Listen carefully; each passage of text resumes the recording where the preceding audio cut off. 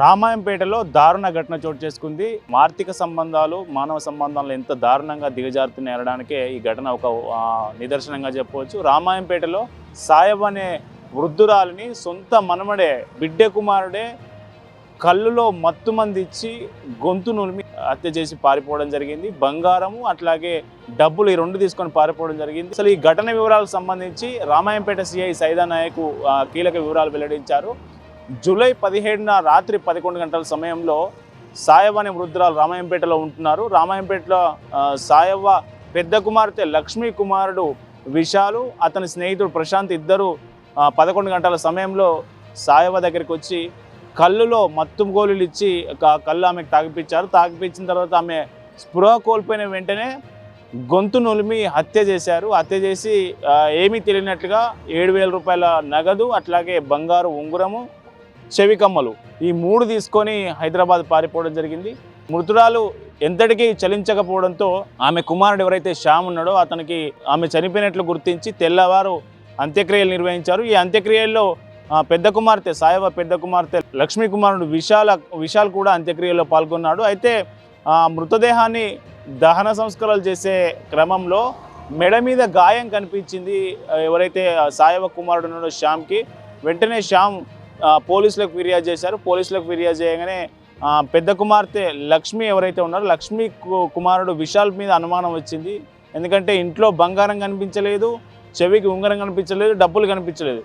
So దీంతో పెద్ద కుమార్తె కుమారుడు విశాల్ మీద అనుమానం కలిగింది. అనుమానంతో పోలీసులకు ఫిర్యాదు చేయగా పోలీసులు నిందితుడిని అదుపులోకి తీసుకొని విచారణ చేయగా హత్య చేసినట్లు ఒప్పుకున్నాడు. సో ఇద్దరు తనతో పాటు ఫ్రెండ్ ప్రశాంత్ కూడా ఉన్నట్లు పోలీసులు నిర్ధారించారు. మొత్తానికి ఇద్దరిని అరెస్ట్ చేసి రిమాండ్కి తరలించారు.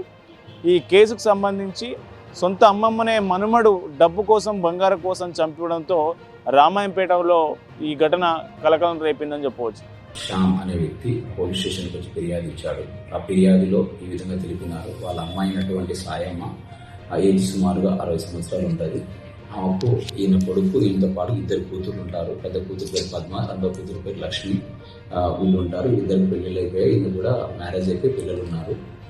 18వ తారీఖు మార్నింగ్ సమయంలో వాళ్ళ అమ్మాయి అయినటువంటి సాయమ్మ ఇంట్లో ఉండి నురుగలు కప్పుకుంటారు. నోట్లో నుంచి నురుగలు వస్తూ అపస్మార స్థితిలో ఎటువంటి కథలు లేకుండా పడి ఉంటా ఉన్నారు. ఇమీడియట్గా ఆమెను తీసుకొని హాస్పిటల్ తీసుకెళ్లారు. హాస్పిటల్ తీసుకెళ్లిన తర్వాత అక్కడ ఆల్రెడీ చనిపోయిందని చెప్పి డాక్టర్ గారు ధృవీకరించారు. తదనంతరం వీళ్ళు వాళ్ళ కార్యక్రమం, వాళ్ళ అమ్మకు ఆరోగ్యం బాగాలేకపోవడం వల్ల ఫిట్స్ వచ్చి చనిపోయి ఉండొచ్చు అనే ఉద్దేశంతో తర్వాత జరగాల్సిన కార్యక్రమాలు అన్నీ చేశారు. చేసినప్పుడు వాళ్ళ అమ్మను చితిపైన పేరుస్తున్నప్పుడు ఆమెకు మెడ దగ్గర ఈ లెఫ్ట్ సైడ్లో భాగంలో ఘాట్లు ఉంటాయి. ఘాట్లు ఉండటం అనుమానంగా ఉంటుంది ఆ రోజు నుంచి. తర్వాత 3వ రోజు కార్యక్రమం చేస్తున్నప్పుడు ఈ ఘాట్లు ఎందుకు వచ్చాయి, అదే దాంతో భాగంగా దీనికి సంబంధించిన బంగారం ఎక్కడుందని చెప్పేసి అందరు చర్చించుకుంటారు. ఆ సమయంలో వీళ్ళకి తెలుస్తుంది, వీళ్ళ ఇంటి పక్కనటువంటి ఇంకో మహిళ ఉమా అని చెప్పేసి లేడీ ఆ రోజు 17వ తారీఖు నైట్ 11 గంటల సుమారు 11:30 సమయంలో ఈ సాయమ్మ యొక్క చిన్న కూతురైన లక్ష్మి కొడుకు విశాల్ ఆ ఇంటి దగ్గరకు వచ్చి డోర్ కొట్టాడు. నైట్ టైంలో వచ్చాడని చెప్పేసి అనుమానం పడ్డారు. అప్పుడు వీళ్ళందరూ కలిసి ఆయన అడుగుతారు, ఏం జరిగింది, నువ్వు వచ్చావా రాలేదా అని చెప్పి అతను తడబడుతూ సమాధానం చెప్పాడు.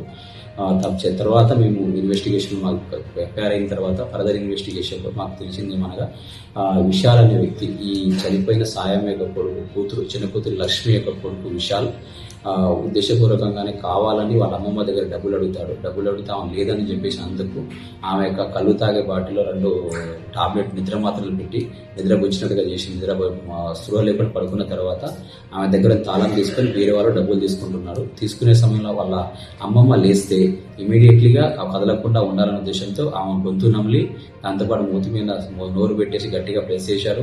ఆయనతో పాటు వచ్చినటువంటి అదే వాళ్ళ ఫ్రెండ్ అయినట్టు ప్రశాంత్ హైదరాబాద్లో ఉంటాడు, అతను కూడా వచ్చి ఇద్దరు కలిసి ఆమెను చంపేస్తారు. చంపేసి ఏం తెలియనట్టుగానే మళ్ళీ ఇక్కడ నుంచి హైదరాబాద్కి వెళ్ళిపోతారు. మరుసటి రోజు అన్ని కార్యక్రమాలు యథాచితిగా ఉంటారు. తర్వాత ఇన్వెస్టిగేషన్ క్లియర్గా అయినప్పుడు వాళ్ళ అమ్మమ్మను చంపి ఆమె వద్ద ఉన్నటువంటి 2 చెవికమ్మలు మరియు దాంతోపాటు ఒక రింగు, ఈ 3 కూడా తీసుకొని వెళ్ళిపోయారు. అవి తీసుకొని బంగారం కూడా రికవరీ అయినది మా దగ్గర. వారి వద్ద ఫోన్ కూడా ఉన్నది, రికవరీ చేశాము. అతనికి రిమాండ్ పంపిస్తున్నాం. కాబట్టి దయచేసి ప్రతి ఒక్కరికి తెలియపరుస్తున్నాను, పేరెంట్స్, మీ యొక్క పిల్లలు ఏం చేస్తున్నారు, ఎడిపోతున్నారు అని వాళ్ళపైన పర్యవేక్షణ లేనట్లయితే ఈ విధంగానే జరగడానికి అవకాశం ఉంది. ఈ పిల్లవాడికి తెలుసో తెలియక చేసినా కానీ వాళ్ళ అమ్మమ్మ నిండు ప్రాణాన్ని అతని చేతులలో అతనే తీసేశారు. కేవలం డబ్బుకు, ఆ బైక్ కొనాలన్న ఉద్దేశంతో, జలసాగా తిరగాలన్న ఆలోచనతో వాళ్ళ అమ్మమ్మని, ఆమె పెంచి పోషించిన అమ్మమ్మని చంపేశారు, కిరాతకంగా చంపేశారు. కాబట్టి దయచేసి పిల్లల పైన ప్రతి ఒక్క పేరెంట్స్ పర్యవేక్షణ ఉండి చూడవలసింది కోరుతున్నాను. Thank you very much.